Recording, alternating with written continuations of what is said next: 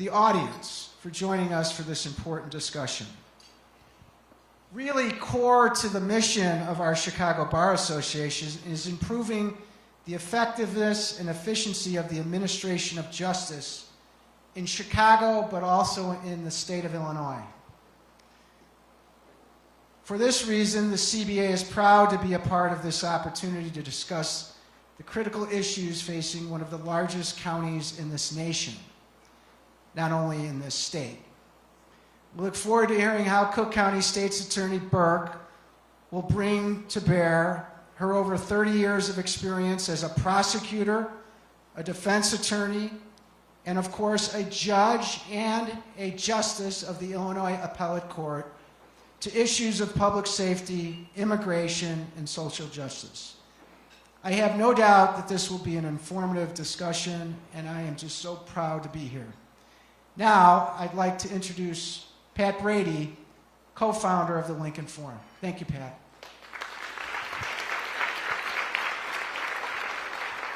Thanks. We just have to do housekeeping here to thank people that put this all together, B Media, Tracy and Haley from River Strategies, and our sponsors, Salvi, Shostak, and Pritchard.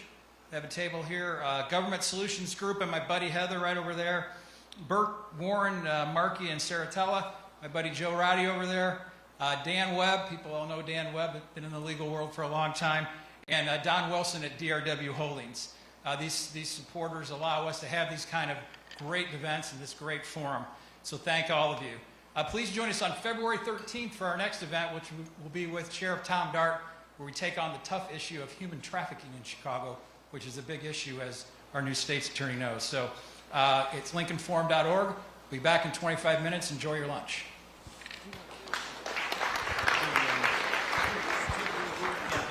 Hey, last thing, I'm getting yelled at, sorry.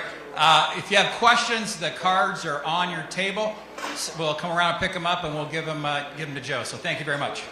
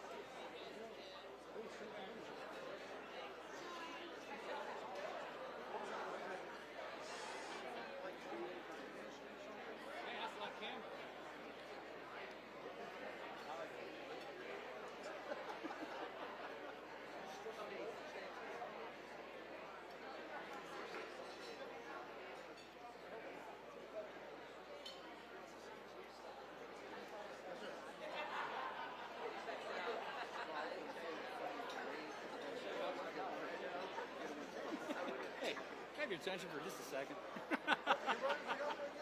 No, that was Bill. Oh, that was Bill. That's right. My buddy. Yeah.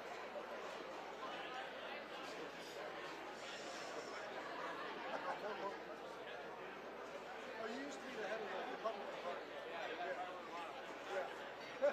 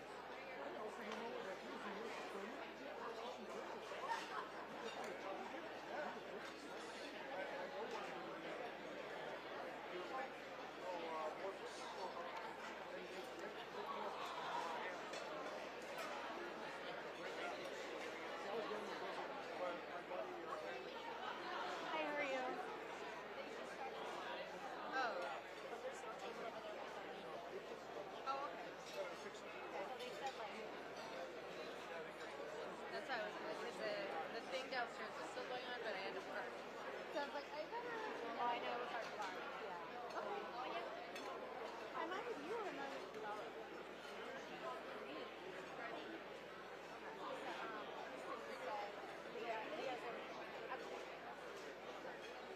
Okay. I mean, unless it wants something else, but that's the last I heard. Okay, and then are you feeding this back live? So what else? Okay, yeah. It's not outside. Huh? Yeah, that's where I was. Okay. All right. Okay.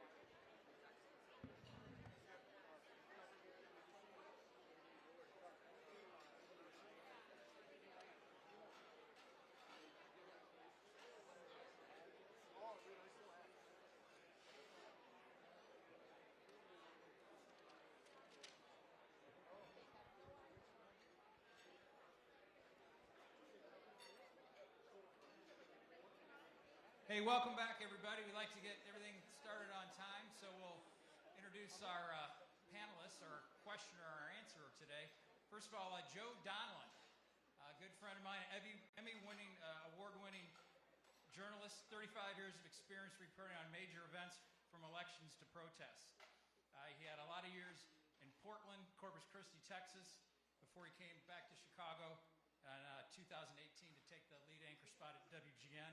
Then Mary moved on to News Nation, where he had the Donlon Report, and now he's a co-anchor of CBS Chicago, doing the 5, 6, and 10 news with Erica Sargent.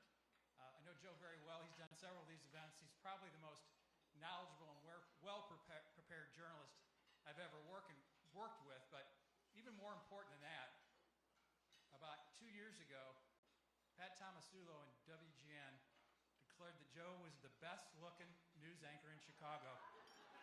His name's not Ponce, so that's quite an honor. So come on up, Joe.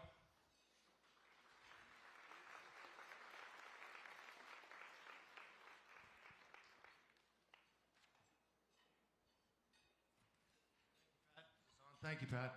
You know, I heard coming in there were protesters outside. Pat said, are they protesting the state's attorney or Joe? They're easier to I'm hit. getting used to that. Yeah, no. Great. Thank you for doing this. You bet. My pleasure. Sincerely, one of the best. But what an honor it is for me, as an alum of the Cook County State's Attorney's Office back in the day, to introduce our new state's attorney, Eileen Burke.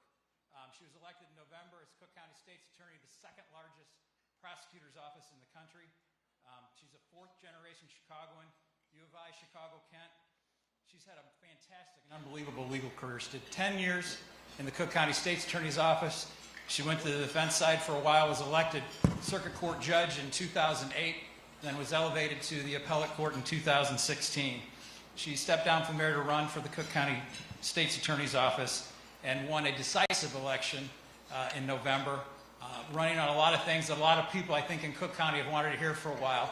That we're going to have somebody that's fair but gets tough on crime, a good, level-headed, calm, smart, qualified prosecutor is what Cook County deserves and what Eileen represents. So Eileen, if you want to come on up, we'll start the events.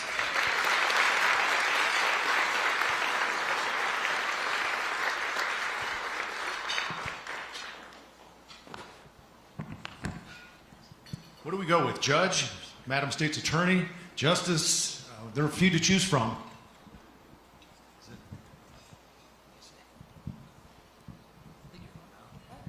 Can you hear me? Yes. I'm like everybody's mother-in-law. Nobody has any idea what to call me. So I'd like to tell everybody, please just call me Eileen. That's fine, but if you're wedded to a title, my correct title is Judge Burke. Okay. So We'll go with judge. Judges still outrank state's attorneys, so I'm going with the higher rank. And it carries Yeah. with you. Congratulations on the election, first of all. Thank you. Not easy to do. You know, this is not for the faint of heart. That is and, true. And yet here we are. So for folks who haven't heard from you before, Judge, why don't we start with just an introduction. Tell us a little bit about yourself. So I grew up on the northwest side of Chicago. I had a single mom. I went to the University of Illinois in Champaign-Urbana. Came back here for law school at Chicago, Kent. I met my husband, first day, first year law school. I spied him across the room and I said, that's the one. And I just had to convince him and his girlfriend that he was the one. We have 4 children. They're all young adults now. 2 live in Chicago. 1 lives in New York City, but we're still trying to work on that one, get her back here. And then one's just finishing up college. So I am a lifetime Chicagoan. My great-grandmother was a baby in Chicago during the Great Chicago Fire. So when John Chikota was saying that the CBA is 1874 and this club is 1879, my family was right here, but they none of them were members. We've been here long enough that we should have buildings named after us, but instead I got like a long history of public service. So I'm assuming you decided to run for state's attorney. At some point, your husband must have said, what in the world are you thinking? That was the first thing my husband said. No, I think it was not as kind as that. It was more like, have you truly lost your mind at this point? And but I think the more we talked about it, the more he realized that this was, and I don't want to get too woo-woo on everybody, but it was a thought that came to me. And it really didn't make sense. I mean, being on the appellate court is probably the best job in the entire world. And especially for, I am an introvert. And for an introvert, it is a dream job because you literally read and write for 8 hours a day. And you're in an entire building of people who are perfectly content to never see another human being and read and write for 8 hours a day. It's like a building of cat people. And so when I said, I'm thinking about doing this, I think I'm needed, and the thought wouldn't go away. It kept coming back, and it kept coming back. And I said to him, I think I'm being called to do that. And I know that sounds a little woo-woo, but every single time I've had that thought, and the thought doesn't go away, it always ended up being the right thing. So I kind of plunged into, I went from a nice warm bath of the appellate court, and I went into the deep, dark end of the ocean. And if I had any idea what was waiting for me, I never would have done it. But naivete can be a superpower. Well, you left a lot on the table. I did. You did. I mean, from pension money and beyond. You're, as you even Well, said. it's a cut and pay, too. It's about Right. 1,000,000 times harder of a job, and it's a cut and pay. Isn't that ironic? And so much for Yeah. being an introvert, Yeah. right? But what prompted you to run? What was it in the end? You said you felt called to do it. What in particular was it? The justice system wasn't working. I don't think I can surprise anybody by saying that. I think that everyone was afraid. And when people are afraid, people will put up with taxes. They will put up with fines. Look at California. They will put up with a lot, but they will not put up with being afraid. And I love this city. I've been born and bred here. I love this city. And we were starting to think about, well, what comes next? Do we leave? Is it time to leave? When we retire, do we leave? And I just couldn't give up. I couldn't do this if I thought that there was a chance that somebody else could step up and do it. If there was somebody else who stepped up and said, I can do this, and I thought they could, I wouldn't have run. You said people were afraid. Did you see this when you were on the bench? What in You particular see it were all you over. talking I about? had people all over the county. As we traveled around the entire county for 18 months, the thing that I kept hearing is, we used to come down all the time. Now my wife doesn't want to come down. Now my husband doesn't want to come down. We're afraid to come down. People were afraid to ride the public transportation system. People were afraid. And we can do it anecdotally, but we can also look at the demographics of the city. Businesses were leaving. People were leaving. The population of the city was declining every single year. And it doesn't have to be that way. Let's look at what's going on in the whole country. California, the East Coast, they're getting battered with climate change. Austin has a 120% growth rate year over year. They're 125 degrees in the summer. That's climate change. We're not experiencing that other than in the positive way. So anybody here who's over 55, I'm going to talk about that winter of 1979 when we had 5 feet of snow and it was 60 below zero. We were hardy people then. We don't see that anymore. You do not see that kind of drastic temperatures. So we're actually, climate change is working in our favor. We're getting more temperate. We have the infrastructure here. We have air, we have port, we have rails, we have world-class universities here. We have every single component, including a fresh water supply. We should be booming, but we're not. And you think crime is holding it back? Absolutely. Absolutely, I do. All right, we'll talk about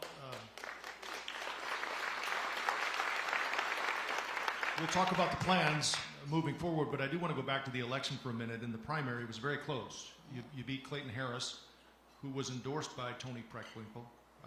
Preckwinkle called you a de facto Republican who would move us backward. Did Preckwinkle call to congratulate you after the election? Yes. How did that conversation go? Fine. We met, we're both pragmatic people. And we both want the same thing. I think all of us want the same thing. We want a safe, thriving city. All boats rise in a rising tide. If we can get the crime under control, it's going to benefit everyone. Do you talk to her often, or how do you stay in touch with her? No, not really. I mean, when we have meetings, there's county stakeholder meetings. Is a relationship with Tony Preckwinkle important for you to achieve what you want to? I think it's important to have relationships with everyone who's a stakeholder in the system. It's important to have relationships with law enforcement personnel. It's important to have relationships with county board commissioners. It's important to have relationships with everybody who has a vested stake in the system. The budget was solidified before you were sworn in. Are you able to accomplish, do you think, in your opinion, at this point, what you want, given the financial situation you've walked into? So there's never enough money. So we have gone through and we've talked to all of our personnel in every single courthouse. And the common refrain, some of my supervisors are here today, common refrain is we need more people. We need more people in order to do what we have to do. So we are aggressively recruiting. We are aggressively seeking out grant funding, and we will continue to do that. I want to talk to you about that in a minute, but let's start with an announcement that you made today about you're going to seek jail time for switches and other felony machine gun related cases, which led to one of the questions from the audience today, and it's obviously not stated here, was this wasn't happening before? No, we have seen a massive increase in gun crime. I don't think anybody should be surprised by that. I think especially with these conversion devices. So since 2019, we have had almost a 49% increase year over year every time a machine gun conversion device is used. So let's talk about exactly what that is. If anyone has ever seen one of these devices being used in a video or whatever, hopefully nobody has seen it in person, what they are capable of doing is firing off 30 rounds in 1 second. It is literally one of the most terrifying things I have ever seen in my life. When you equip a handgun with an extended magazine or a drum that's capable of firing off that many rounds, it makes a handgun very difficult to control. It just sprays bullets. That's why we're seeing people who have nothing to do with the dispute are getting swept up in gunfire. We're seeing people shot in their homes because these bullets are just being sprayed everywhere. We need to enforce the assault weapons ban. We have an assault weapons ban. It changes the classification of offense. It changes, just a handgun with no fireowner's identification card is a class 4 offense. That's a regulation issue. These guns are class 1 and class 2 felonies. We need to enforce that ban. I don't want to put you on the spot with the previous administration. If you'd like to, you can. But again, the question was this not happening before? Were these cases pled out then? There's several different gun deferral programs that were in place that were including assault weapons and extended magazines. We no longer do that. You're going to seek jail time for these? Yes. This brings up a question you hit just a second ago, and that is with the budget, the finances. More people in jail is going to be more expensive. We know that, and I think I've heard from several sources in my research for this conversation that there are people within the courts, high in the court system, who have been told, don't lock people up. If I'm hearing this, I'm sure you've heard this. True? Who are we talking about, Joe? Well, give me some names. Sources. But there are people in the court system who've been told don't lock people up. You know, we're going to do our job. And our job is when we go into first appearance court, and I hope you're going to ask me about that, when we go into first appearance court, we are going to make sure we have every bit of information we have to present to the judiciary to establish our burden that somebody is a danger to the public. Once we do that, then it's up to the judiciary to make their determination if they agree they're a danger to the public or they're not. Our position is if you're carrying a weapon of war that can fire off 30 rounds in 1 second, you are a danger to the public. That shouldn't surprise anyone. Right now, we are seeing numbers of gun violence that we haven't seen before. And every single time there's 35 people shot, 40 people shot, we're becoming immune to that it doesn't shock us anymore. Those are somebody's children. Those are somebody's mother that is getting shot, and we cannot become immune to that. We have to apply the law and make sure that this is treated as seriously as it can be under the law. Again, the implication is that hasn't been the case. Is that what you're saying? Well, I can tell you what we're doing. And you know, you can draw your own conclusions. What we're doing is we're asking for detention and we're asking for jail time. We know the sheriff is Tom Dart, but can we colloquially at least say there's a new sheriff in town? No. I am approaching this job the exact same way I approach being a judge. And that is, are you fair? Do you follow the law? And do you have good judgment? That's how we should evaluate every single judge, and that's how a prosecutor should be evaluated. Where's the divide here then, Judge? Because I think you could make the case that being perceived as tough on crime might put you on the opposite side of some progressives who might think, at least in some way, differently. I don't care. I am not going to run this office based on whose voice is screaming the loudest. I am not going to run this office based on whatever political winds are blowing. I am going to run this office and make our decisions based on the law and the facts and nothing else. And so I want every single one of my team members to know that and to hold me to that. In many ways, you make a lot of sense for this position because you know the office, you've been there, you've worked there. What is the biggest thing that has changed since you were there in the 90s, right? Yes, I was there until 2001.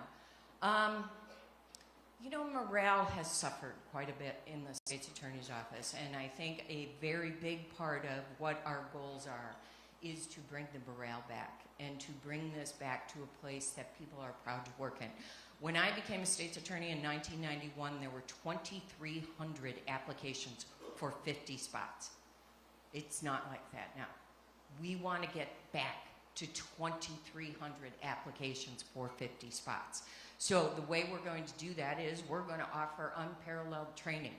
The state's attorney's office is going to be the training ground for every single attorney that comes through our doors. We are going to study the Constitution, the case law, and the courtroom skills that are necessary to be effective at our jobs. This is going to be like getting a master's degree in trial work. So we've already started rolling out trainings for ethics, for, I don't want to get too technical because I know there's not a lot of lawyers in here, but we have third chairs. Those are our least experienced felony trial attorneys. We've already put in place training for them for 3 days. Out of the courtroom, you're going to learn exactly what a third chair needs to know. Then we're going to do trial training with them. How do you do a closing argument? How do you do a direct exam? How do you do a cross exam? So that when we go into court, we are representing the victims to the best of our ability. How many are you down right now in the office? We're not down right now, other than we have a pretty significant class of people who failed the bar. So hopefully they'll pass the February bar and we'll be able to get them into courtrooms. A lot of people had left the office. Yes. Is that no longer there? They have some of the people who've left, is it possible that they might come back Yes. under you? Yes. And in fact, my first assistant is Judge Anna Dimakopoulos. She was with the state's, yes, she deserves it. She's completely been my right hand, and we couldn't be getting the amount of things done right now unless she had come with me. And it was not an easy ask because she was also having a very lucrative post-judiciary career that I had to pull her away from, but we were able to do that because she believes in the mission of the office. Every single person who has come back, who has stayed, the rest of mine have stayed, believe in the mission of the office. They believe that our mission is to represent the victims of crime, make sure that the law is upheld in every single case. That means the law as it applies to the defendant as well. Used to be 3 deep in the courtroom. I understood it was more like 2 now. Is that not the case? We had been down significantly. There was a lot of hiring that happened in the last few months before I came in. 7-Elevens I heard about too. Will you take advantage of those? These are folks who are working under assistant state's attorneys, correct? So the 7-Eleven program, for the 2 people in the room who don't know what that is a program under Supreme Court Rule 711 which allows law students to come and work for different governmental agencies. So 7-Elevens were always the pipeline for state's attorneys, because 7-Elevens would come in, you could have them work up cases, you could let them do a few low-level felony cases, so they come out of law school already having tried some cases. So the 7-Eleven program was significantly curtailed, and then it was instituted again under the last administration, where they allowed them to be paid. So we had a smaller 7-Eleven program, but they were paid. So what we're going to do is we are opening it again for the students who want to get class credit for it. So we can double what we have right now. So you can apply to be paid, or you can come and do it for class credit. So you're going to continue to build, recruit, and try to get the state's attorney's office back to what it was, which was one of the most respected in the country. Yes. At your time. Yes, and we are recruiting heavily. I'm a big believer of people from Chicago might want to stay in Chicago. So let's open up our pipeline to all the Chicago schools again and make sure that they know that this is a destination if you want to be a trial attorney. There's no better place than Cook County. Day one, you walk in, and I'm sure you know the big issues. Do you decide to try to tackle those a little bit at a time, or do you try to find some low-hanging fruit that you can make a difference on quickly? Well, my team will tell you I'm not a terribly patient woman.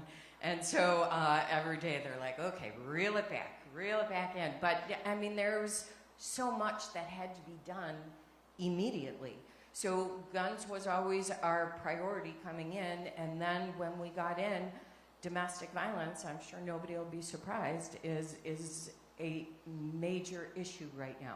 12 women over the last 9 to 12 months have had pending orders of protection or pending cases in domestic violence who have been killed. That is a significant problem, and we need to get control of that. So from our end, we immediately put 2 investigators over in domestic violence court, where they can start doing a deep dive quickly anytime someone is arrested on a domestic violence charge, so that we will have a full picture of what's going on. I've heard 30 to 40% of homicides and shootings were DV. So yes. That number doesn't surprise me. Yeah. Okay, so how do you go beyond that to interrupt this? So I think we start at misdemeanors. When somebody is charged with a domestic violence misdemeanor, that we start getting in right then. That we make sure that the victim has an advocate that they know they can reach and contact. Part of the problem in domestic violence is our systems don't talk to each other. So the sheriff's system doesn't talk to the state's attorney's system, doesn't talk to the chief judge's system, doesn't talk to. So, and a couple other systemic problems that we were having was there are certain files we could never get access to. So, for example, if there have been 5 orders of protection, but they've never been served on the defendant, those were sealed. We couldn't get access to those. Juvenile court records, if there's been abuse in the family, we couldn't get access to those. Those were sealed. Divorce court filings, those were sealed. So what we did is we went to the chief judge immediately and said, we need to start getting access to these files. And I'll give you a real life example of what transpired and why we needed access to this information. One of the judges in first appearance court had somebody come in front of her, and the state, we got to talk about the Safety Act, because this people aren't going to understand what I'm saying. So in order to detain anyone, the state now has to ask for a petition to detain. So the state had given a petition to detain in a domestic violence case, and the narrative said they were seeking a petition to detain based on the defendant had put a basket of gifts on his ex-wife's porch in order to leave them for his children. That was the basis. So the judge said to the state's attorney, who was brand spanking new, said, why are you asking for detention on this? And she was kind of like, I'm not really sure. So the judge said to her, she had come out of civil court and she had brought her court clerk with her from civil court. So they knew how to backdoor into the divorce court system. And she said, pull up the divorce file. They pulled up the divorce file, and the order of protection was in the divorce file. When they pulled up the order of protection, they saw that the defendant had absconded with the children to Indiana and barricaded himself in a hotel room, threatening to kill himself and the children. They had to surround the hotel with a SWAT team in order to get the children out. Well, that's a horse of a different color than I left some gifts on my children's porch for them. That's why it's so important that our systems start to talk to each other. It's too late if you don't really have an appeal if you lose this detention argument, right? You have to have that argument at the ready right then and there. So we can revisit it if new information comes along that would change a position. We can file a petition to have a new hearing. All right, we'll get to that. I do want to talk about Safety Act, and we'll get there in a minute. But the first thing you did, or one of the first things, correct me if I'm wrong, was roll back the retail theft threshold of $1,000, Well, right? I didn't do that. The statute reads that the retail theft value of the goods is $300 or above in order to be a felony. So that law has never been changed. The prior administration decided that they would not prosecute retail theft if the value of the goods was $1,000 or less. Well, I think we've all seen the ramifications of that policy. You can clear out several aisles of Walgreens before you get to $1,000. So what happened was stores started closing. CVS, Walgreens, Target, Walmart, they started closing all over the county. So the Retail Merchants Association, during the campaign, asked me to come on a tour with them. So I went on a tour in Little Village of a Walgreens and a Home Depot. When we went into Walgreens, the entire store was behind plexiglass. And you had to ring a bell in order for somebody to come and get your goods out. So they were explaining that they had to eliminate the emergency exit doors. They have 3 minutes from the time somebody rings that bell to get a worker there to open the cabinet before that person walks out the door. So they had to up their labor costs almost to a 1-to-1 ratio, customer to worker ratio. And they were saying, we cannot continue to do business this way. Please do something about it. Well, I didn't have to do anything about it. I ran on this platform of, we're gonna follow the law. The law is $300 or above. If there's an appetite to change the law, the correct way to do that is go to Springfield and change the law, and we will uphold that law. But it is not appropriate to say, I don't like that, we are not going to prosecute that. We've seen the ramifications of that policy. We are following the law. That is our North Star. Every single state's attorney is going to be very schooled in what the law says, what the Constitution says, and what the case law says. The law says $300 and above. It's only been a couple of months. Have you prosecuted people on this since you took office? Yes. In fact, and this is, I don't want to mix apples and oranges because it sounds, like it's more significant than it was, that our rate of prosecution of retail theft was triple digits, an increase of triple digits. Well, we went from 0 to a regular amount of retail theft prosecution, and that's why it would look like an enormous jump in retail theft. It was an enormous jump in prosecutions. Is the word getting out, you think, to people who were doing this, who were doing the retail theft? Are they more nervous? Because I think for people watching this on TV, they might think, okay, well, they're in and out in a minute. There aren't usually cops right down the street. They know they're going to probably get away with it. Security in the store isn't going to stop them, and out they go. I think a lot of things that happened with regard to retail theft was a direct consequence of this policy. And one of the direct consequences is nobody would call the police because the police wouldn't come because the prosecutor's office wouldn't prosecute. So why would the police bother arresting someone if the office was never going to prosecute? So again, I'm a data person, so I don't want to say like we have had this, this much of a response. We're 2 months in. Anecdotally, the Mag Mile Association has told me that they've already seen a significant impact. So that keeps us going. But as soon as we have good, solid data that can be trusted, we'll be releasing that. We are embedding data analysts in first appearance court, in juvenile court, in any pilot programs that we're doing. We're having data analysts analyze it and make sure that what we're doing. I'm going to speak for Judge Demokopoulos as well as myself, that we're doing this because we want to make a difference. we've already done everything we wanted to do career-wise. We've already been there. We've already done that. This has nothing to do with ego or ambition. This is, we want to make an impact. And if we're not making an impact, I want to know so that we can pivot and figure out how to make an impact. Because otherwise, we're all just wasting our time. Does that mean more prosecutions, generally? I mean, I talked with someone here in the crowd before we started, and I said, what is the biggest issue, do you think? And they said prosecutions, or the lack thereof.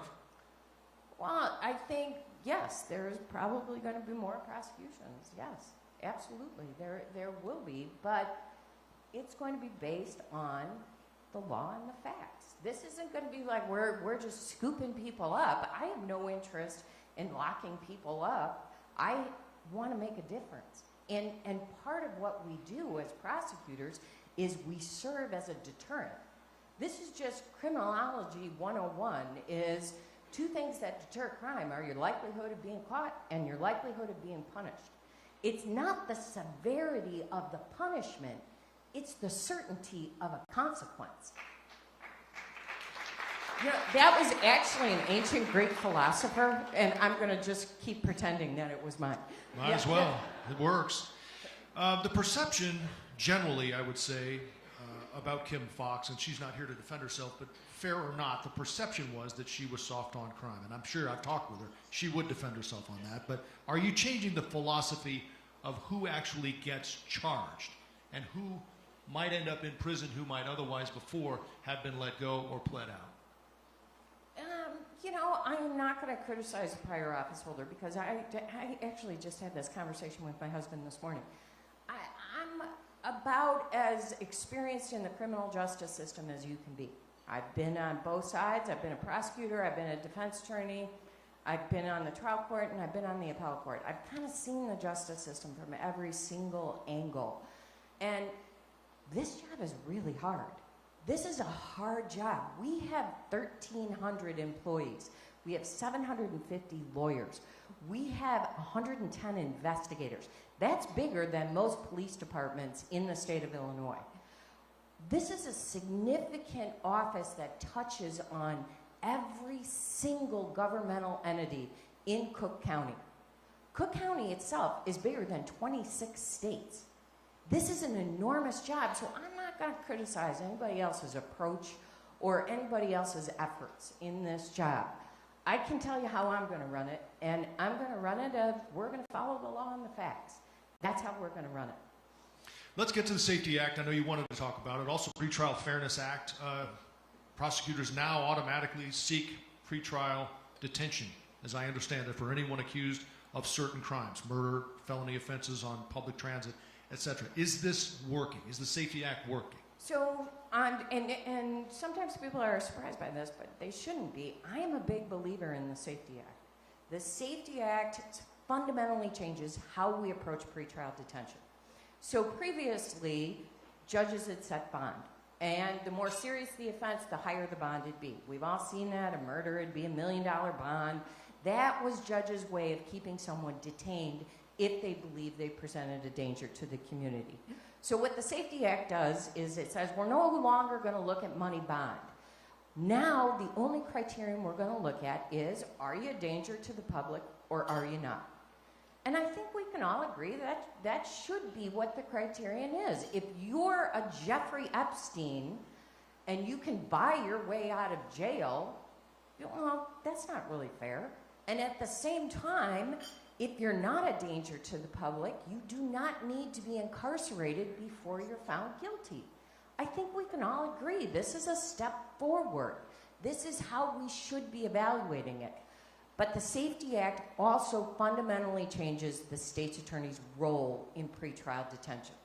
So before it was always the judge would make the determination. But now, before a judge can make that determination, now the state's attorney needs to file a petition to detain. If the state's attorney doesn't file a petition to detain, judges have no authority to detain the defendant, period. Doesn't matter if they're a child predator, doesn't matter if they're a serial killer, they have to be released. So now the state's attorney is the gatekeeper on exactly who will be detained and who won't. So, day one, we changed the pretrial detention policy and made it very, very clear when we seek detention. It shouldn't be a hide the ball. It shouldn't be a moving target. It should be, this is our baseline of when we ask for detention. Each and every time there's an assault weapon. Each and every time there's an extended magazine or a switch. Those we seek detention on. Every single time a forcible felony is committed in Cook County with a weapon, we ask for detention. That means carjackings, that means armed robberies, that means sex assaults, that means predators. Anybody who's a child sex predator, we're asking for detention. This shouldn't be a surprise to anyone. We're asking for detention each and every time a violent crime occurs on the CTA or public transportation. In order to have a safe, thriving city, you need to have a safe public transportation system. We do not have that. So one of the ways that we can change and impact criminal behavior is to make it very, very clear that if you commit a violent crime on the CTA, not only are we asking for detention, but we are asking for jail time, because we will not tolerate that type of behavior. We can change the behavior by enforcing the law. This leads perfectly to electronic monitoring. Several people I spoke with in advance of our conversation here talked about the head count at the jail used to be around 10,000. Now I think it's somewhere under 5. A lot of folks are out. 3,700. 3,700. There you go. How many people right now are out on electronic monitoring who are accused of murder? You know, this is a campaign question, so I don't know what the newest statistics are, but I will tell you during the campaign. So last summer, we had 140 people in Cook County on electronic monitoring who were charged with murder or attempt murder. That's a significant number.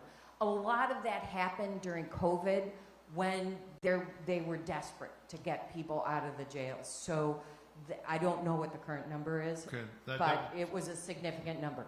So let's talk a little bit about electronic monitoring, because we are about to plunge into a sea change on electronic monitoring.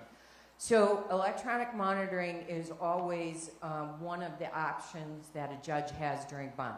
Like, okay, I'm not going to put you in Cook County Jail, but I don't want to completely release you. So I'll put you on electronic monitoring. It was kind of a split the baby kind of thing. So under the Safety Act, when someone is on electronic monitoring, they have a 2-day furlough period every single week that they could be furloughed, meaning that they don't have to be at home. They're not monitored? They're not monitored during the 2-day furlough period. Well, that became very difficult for the sheriff's office to be able to monitor that. Are they on furlough? Are they off furlough? You could go to Vegas in 2 days if you have a furlough. So Sheriff Dart has said he is no longer going to conduct electronic monitoring, and it will shift to the Chief Judge's office. So that will be a sea change in electronic monitoring. My view is we will ask for detention if we believe someone is a danger. If they're not a danger, I don't care if they're being monitored or not. It does not matter to me. So it's a little bit of a tempest in a teapot. If somebody is a danger, they should be incarcerated. I was going to say, I'm sure people here are listening, wondering if they're charged or accused of murder or attempted murder or carjacking or whatever, and they're out on an ankle bracelet, why are they not in jail? I agree. I think they should be. Okay. Do you think the Chief Judge has the resources to monitor all of these? Or Dart doesn't want to do it? I don't know. That's an excellent question for the Chief Judge. Okay.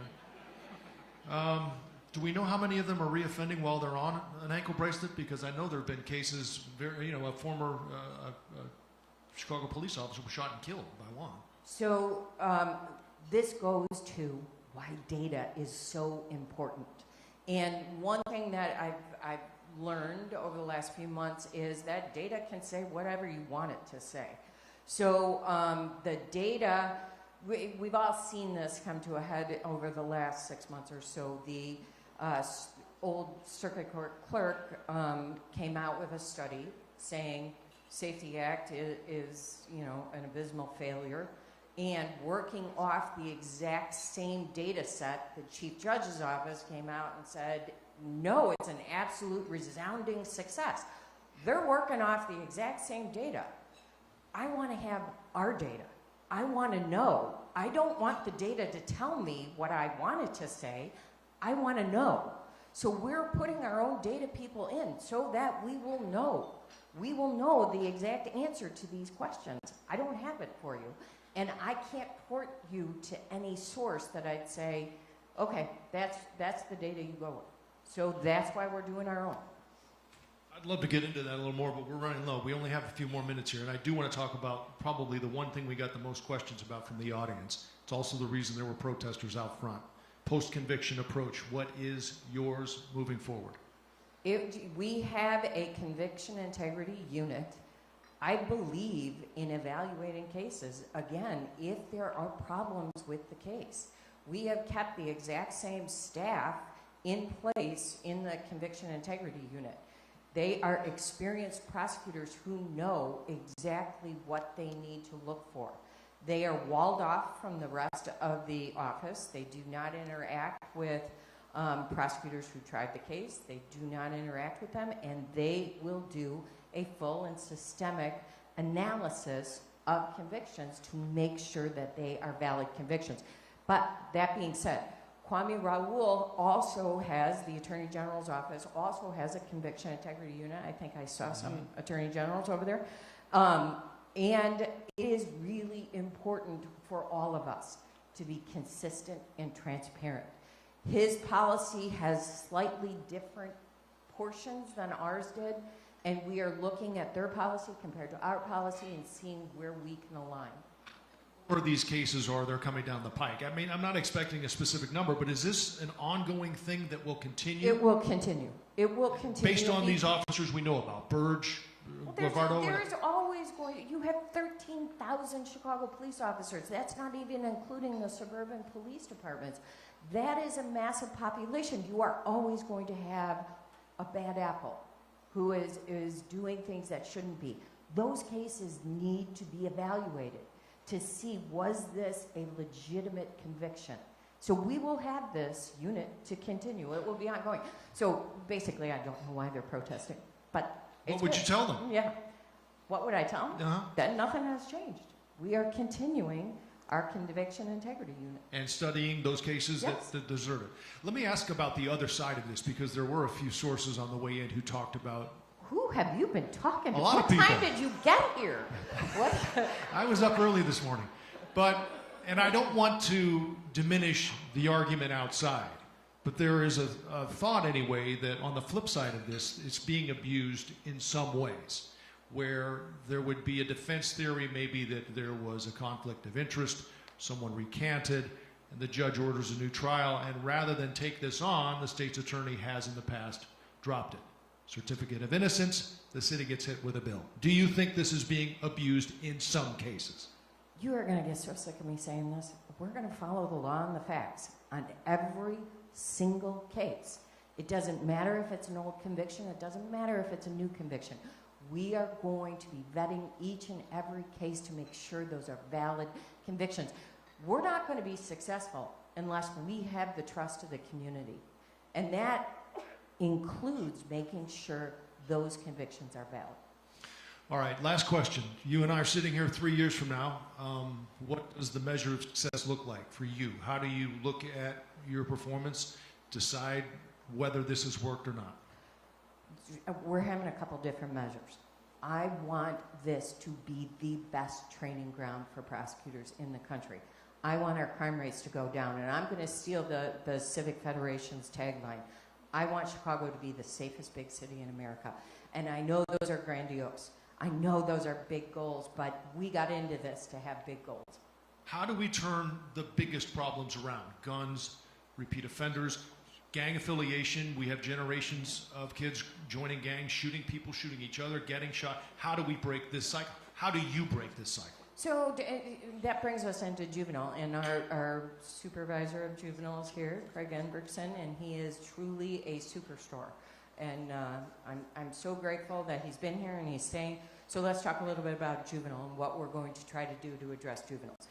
Juveniles are governed by the Juvenile Court Act until the age of 18, not by the criminal code.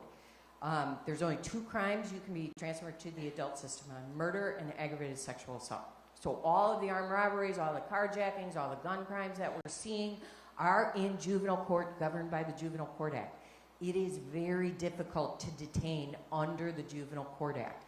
And there was a New York Times article on, today is Thursday, on Tuesday, about the impact on juveniles if they're detained at any time. And it's a devastating psychological hit that happens with juveniles. The likelihood of them going into the adult system increases by 75%.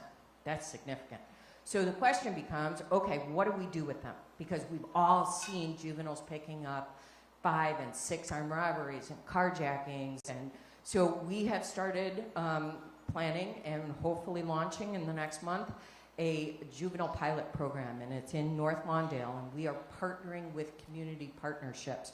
We are working with CPS so that a kid who is not going to be detained, but he is clearly off track, is they go to CPS's program called Choose to Change. Choose to Change checks them in at 8:30. At lunchtime, they go to a specific program that CPS has designed where they give them a better lunch than is being served in the cafeteria, like Subway or pizza or something. They go to this program at lunch and they do cognitive behavioral therapy, but they don't call it cognitive behavioral therapy. They call it games or whatever. And the absenteeism for these kids who are in this program drops significantly. They like this program. Then at 3:30, they get checked out, and our community partners pick them up from school and bring them. Vast majority of juveniles get arrested between 3:30 and 10 o'clock at night. I have 4 children, and I will tell you this. Children do not do well with unstructured time. They just don't. They get in trouble with unstructured time. So now we're going to give them structure. So at 3:30, they go to our community partners where they're going to do learning enrichment, job training. They're going to have mental health services, because if a kid is shoving a gun in somebody's face and committing an armed robbery or carjacking, something is going on with them mentally. We need to address the problem. And if we don't address the problem, what we're doing right now is just waiting them out until they're ready for the adult system. I'm not willing to do that. We are going to do this, and this is going to be where data is. So our measure of success is very low. Do these kids have a rearrest rate less than other kids who are not in this program charged with similar crimes? If their rearrest rate is less, that's a success, and we get to expand. So that is one of our priorities, to start addressing juvenile crime. And I think if we can give them all of this structure, accountability, and purpose, I think we can get them turned around.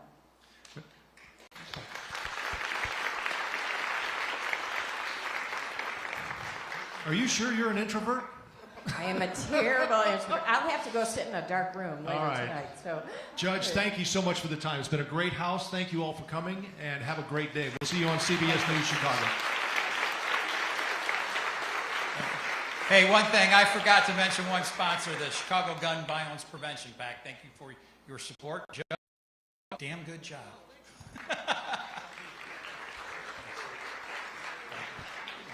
my favorite Republican. Yeah.